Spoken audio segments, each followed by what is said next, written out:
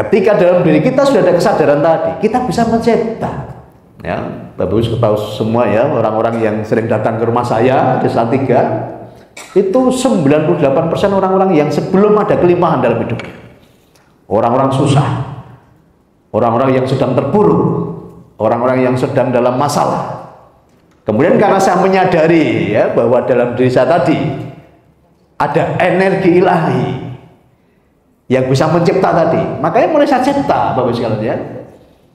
Maka apa tadi ya, moto kita, sugih bareng, happy bareng. Ini penciptaan, ini penciptaan gitu ya. Kayak kita kembali ke flashback dulu ya, Tuhan dulu mencipta alam semesta ini ya. Dunia ini belum ada menjadi ada. Tuhan mencipta dengan apa? Dengan firman atau sabda ya, sabda. Maka ketika kita menyadari bahwa dalam diri kita ada Tuhan, ingat, setiap kata-kata yang keluar dari dalam mulut kita itu ada kuasa penciptaannya. Ya, kalau udah ketemu tadi ya, ketemu jati diri tadi, ingat-ingat, semua kata-kata yang keluar dari mulut kita itu ada energi penciptaannya. Maka harus hati-hati. Kalau sudah sadar siapa diri kita tadi, harus hati-hati dengan perkataan kita ini, karena itu semua nanti akan jadi. Ya, pagi hari ini apapun yang belum ada dalam kehidupan Bapak Ibu, ayo kita cipta sekarang. Apapun yang Anda inginkan. Nah, cara nyiptanya bagaimana? Ya. Jadi apapun yang Bapak Ibu inginkan, cipta dulu dalam pikiran. Alam imajinasi namanya. Kayak kalau pengen kaya, bayangkan bagaimana kehidupan orang kaya. Kalau pengen berkelimpahan, bayangkan bagaimana kita ini berkelimpahan. Ingat-ingat, itu penciptaan awal itu loh. Kalau yang Anda bayangkan ini buruk, keburukan, ingat-ingat, itu adalah penciptaan awal. Jadi kalau kehidupanmu banyak mengalami hal yang tidak baik, kenapa? Penciptaan awalnya sudah tidak baik. Banyak orang membayangkan hal-hal yang buruk. Lah, saya nggak pernah sekalian membayangkan yang buruk. Saya bayangkan hal yang baik.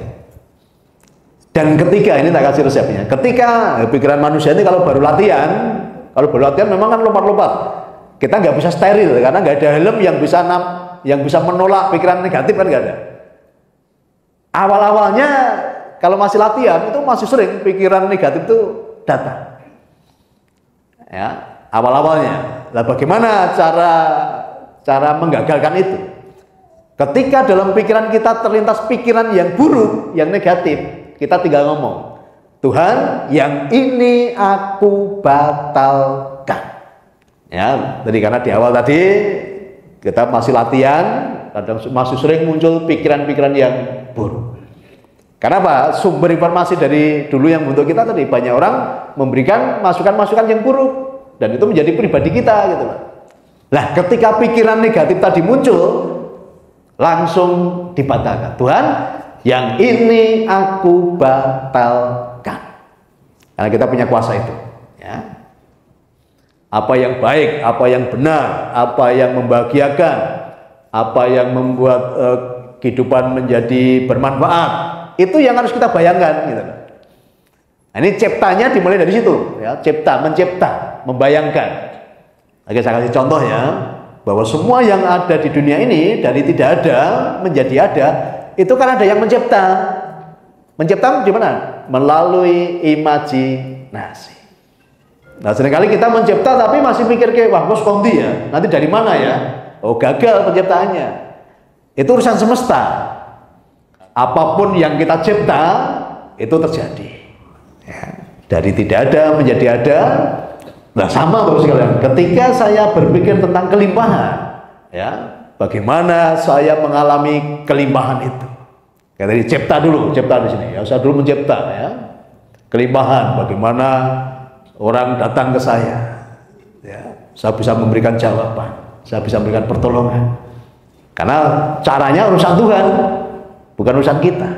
Ya, cipta, kemudian rasa, dirasakan. Kalau kita sudah mencipta, rasanya harus connect. Kita menciptakan kelimpahan, kita menciptakan kaya, tapi rasanya nggak nyambung.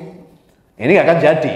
Jadi kalau sudah mencipta tentang kekayaan, kelimpahan, kebaikan, yaudah rasanya diikutin. Lah, bagaimana supaya rasanya sama? Ya udah. Kalau kita bicara kelimpahan, hatimu harus merasakan kelimpahan.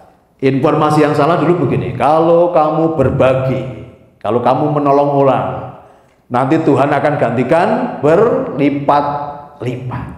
Benar, informasinya sama ini itu ya. Itu yang membuat diri kita tidak berdaya. Oke, saya mau kasih rahasianya ini. Ketika Bapak Ibu berbagi, memberi, menolong orang lain, kemudian Bapak Ibu berharap ganti yang berlipat-lipat, hati Ibu isinya kekurangan atau kelimpahan? Kekurangan. Rasanya nggak connect ini.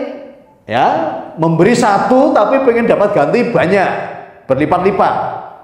Itu orang kelimpahan atau orang serakah ini? Orang serakah, orang loba.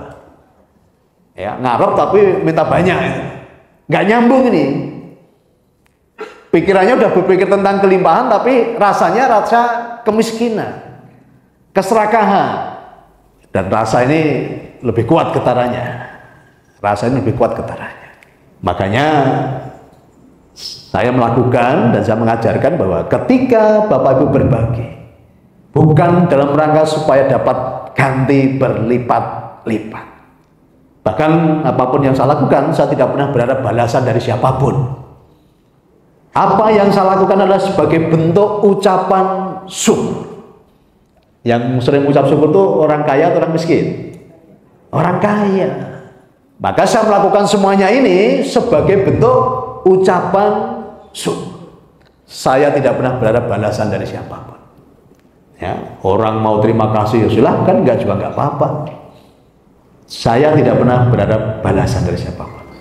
Karena yang saya lakukan adalah sebagai bentuk ucapan syukur kepada Sang Yang Widi, kepada Tuhan. Karena Tuhan sudah sediakan sesuatu yang berlimpah-limpah di dalam kehidupan saya. Dan saya menyadari bahwa apa yang saya miliki itu semua miliknya Tuhan, gitu loh. Apa sih yang bisa kita pertahankan dalam hidup ini?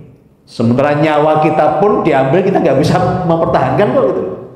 Jadi semua yang ada dalam hidup saya ini semua miliknya Tuhan, gitu. Kan nggak ada yang bisa kita pertahankan, gitu, nggak ada kan.